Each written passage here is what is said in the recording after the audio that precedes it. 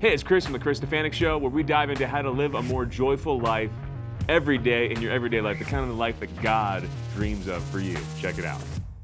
You shared with me the other day a vision you had. And again, God doesn't work with everybody through miraculous healing or through vision, but He does give these things to you so that you will share them. And the vision, I would actually go a step further. Yeah.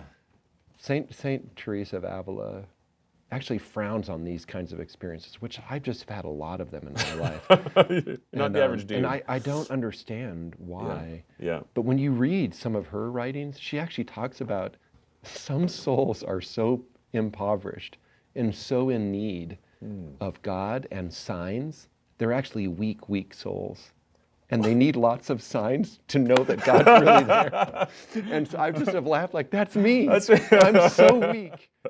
There's no way I'll ever make this on my own. Don't feel left out if you're not getting this kind of experience. And so Teresa of Avila, or Teresa of Lisieux, right? At least she has a beautiful thing about, like, I'm such a child that there's no way I could ever get to heaven unless Jesus's arms became the elevator to get me there. Wow.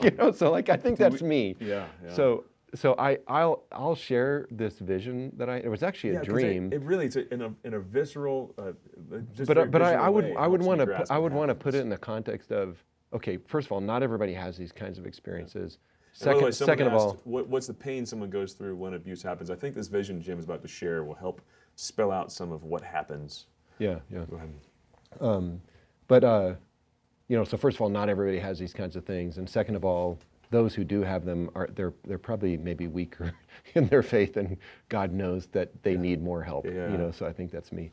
But no, I woke up in the middle of the night one night, and this is after actually we had moved to Oklahoma, and it was like 3 o'clock in the morning. I'd woke up and I was aware that I just had this dream, and I was sweating, like just drenched through my clothes, but the dream was I was sitting on the couch in the living room, which is right outside of our bedroom, and I was sitting on the couch with a teenager, which it wouldn't be uncommon for me. Like I've had lots of moments where I've counseled teens or mentored teens or whatever.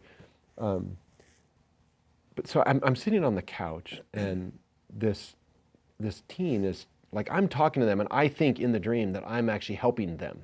Like I'm helping them with their problems. And at a certain point, the teen looks at me and says, "But what about you?" And I just was like, what about me? And he says, "I think I can help you." And he leans in to me in a way that was like all the safe environment boundaries that we have, in our radar these days. He was leaning too close to me that it was just very uncomfortable. I'm like, "What are you doing?" And he reached towards my chest, and I looked down but I couldn't back up anymore because I was at the edge of the couch. But his hands went inside my chest.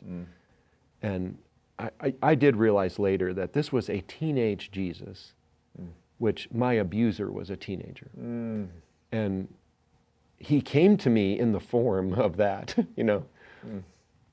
His hands go into my chest, and I look down and I see him opening up and pulling back the layers of flesh to my heart, and then pulling back layers of my heart for me to be able to see inside. And I'm just looking down on all this, kind of mesmerized by what I'm seeing. Inside my heart are all of these, I call them cords or threads, but they were like wires, but they were alive and they were moving, and there was light, like moving in them. And then he starts with his fingers just moving all of those cords. And then he found a black one that looked like it was just dead, no light going through it at all. And he starts pulling it out of me. And as it's coming out of me, my heart, my whole chest is hurting, but then my head starts hurting, and like piercing pain in my head.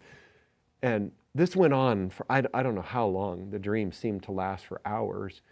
And he just kept looking, but he pulled 3 of these long black threads out of me. These 3 wounds. And I kept having to hold my head because the pain in my head every time was so intense.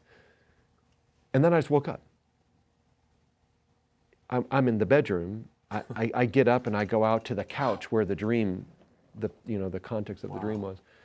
And I'm sitting there like, what just happened? What was that?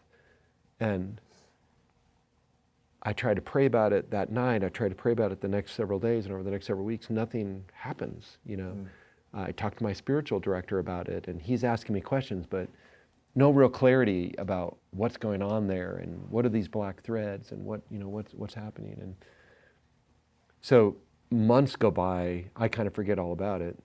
I end up, 10, 11 months later at a conference up in St. Louis. I came in a night early, and I was at a meeting with a bunch of leaders for the conference that was starting up the next day. And they did adoration and broke us up into little groups of 3 and said, why don't you pray over each other for whatever your needs are? Yeah. And I remember that night when I got prayed over. I was last, actually.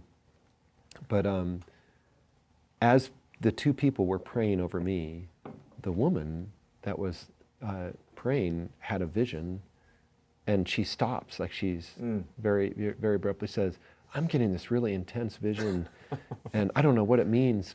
And she just starts sharing my dream from like 10 months earlier. Incredible. Like detailed explanation of this dream.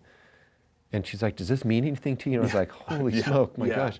Like I had a dream about this months ago.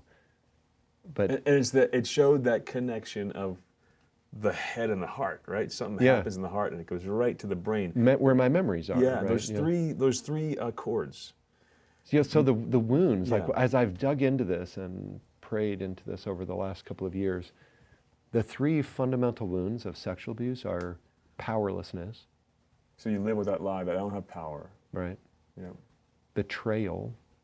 You can't trust anybody. You better do it for yourself. It leads to a lot of control and behaviors. Right. Yep. And what's the third one? Powerlessness, betrayal. Oh, and ambivalence. Ambivalence. Which is really messy. Of the 3 wounds, it's the messiest because when the abuse is sexual in nature, it's stimulating and arousing, which is pleasurable. Yep.